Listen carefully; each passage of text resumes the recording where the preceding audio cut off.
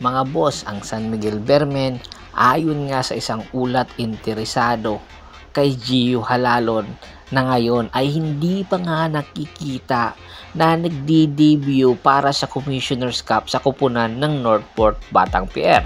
5 sunod-sunod na panalo ang nakuha ng Northport Batanguer nang wala si Gio Halalon, at kumakalat na nga ang ulat sa social media na itong si Gio Halalon ay hindi na magbabalik para sa Northport Batanguer. Ayun nga, sa isa sa mga courtside reporter ng PBA, meron daw itong iniindang injury. Pero ayon din sa mga ulat, pagpapalabas lang ito na hindi na nga ito paglalaruin pa ng Northport Batanguer dahil nga meron pala plano ang Northport Batanguer at ang San Miguel Beermen ng isang trade na kung saan involving nga itong si Gio Halalon. Kumbaga, naghahanap ngayon ang San Miguel Beermen ng posibleng itandem kay Wami Chongson na nakikita nga nila sa katauhan nitong si Gio Halalon. Si Gio Halalon, isa sa magbibigay ng bagong dimension at muka ng San Miguel Beermen bilang energy guy at posibleng maging tandem na nga ni Wami Chongson dahil nga nagkakaedad na itong si Chris Ross at napapabalitang itong si Simon Enciso ay pakakawala na rin at ititrade na. So, malaki ang posibilidad na ang backcourt tandem ng San Miguel Beermen ay unti-unti nang binabago at unti-unti nang binubuo para kay Gio Halalon at kay Wami Chongson. Kaya naman marami tuloy ang nagsasabi kung sakasakali man pakawalan na ito ng Northport Batanguer si Gio Halalon, sino naman ang magiging kapalit ng San Miguel Beermen papunta sa Northport Batanguer? Alam naman natin na ang Northport Batanguer ay number 1 na farm team ng San Miguel Beermen at ayon nga sa ulat, ito daw si Jeron Teng ang ibibigay ng San Miguel Beermen papunta sa Northport Batanguer. Matatandaan sa huling laban ng San Miguel Beermen, nagkaroon ito ng playing time bagamat natalo nga ang San Miguel Beermen.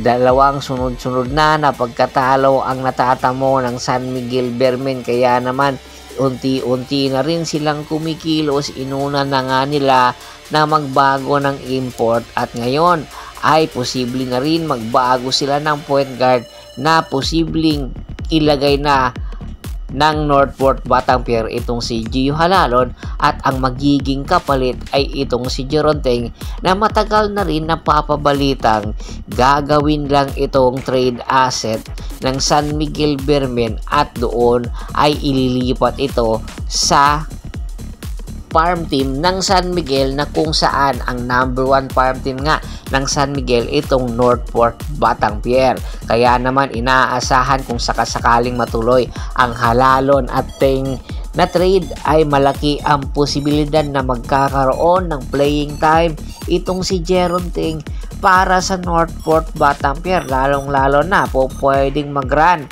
ang Northport Batanguer at hangarin ang 11-0 na win kasama itong si Jeron Teng. Sa experience nito sa San Miguel at noong sa Alaska Days ay malaki ang may tutulong nitong si Jeron Teng.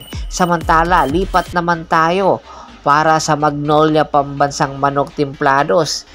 3 sunod-sunod na pagkatalo ang natatamo ng Magnolia Pambansang Manok Templados sa ilalim ng kanilang import na si Ricardo Ratliff. Dahil nga si Ricardo Ratliff, isa sa mga nasa hot seat ngayon ng Magnolia, ay malaki ang posibilidad na malaki ang tsansa na magpapalit ang import ng Magnolia Pambansang Manok Templados at coaching staff daw. Nagdidelikado na nga sina Ricardo Ratliff at si Chito Victolero.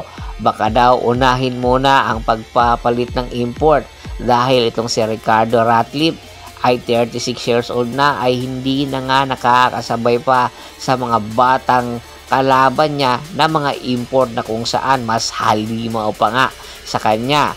Itong si Ricardo Ratcliffe, malaki ang posibilidad na itong si Tyler B na nga ang papalit, na kung saan sa mga nakaraan konferensya ito rin ang naging import si Tyler B ng Magnolia, kaya naman daw ito pinakawalan at hindi kinuha dahil hindi pa daw ito available sa mga nakaraan buwan kaya mas pinili muna ng Magnolia itong si Ricardo Ratcliffe. Ano sa tingin nyo?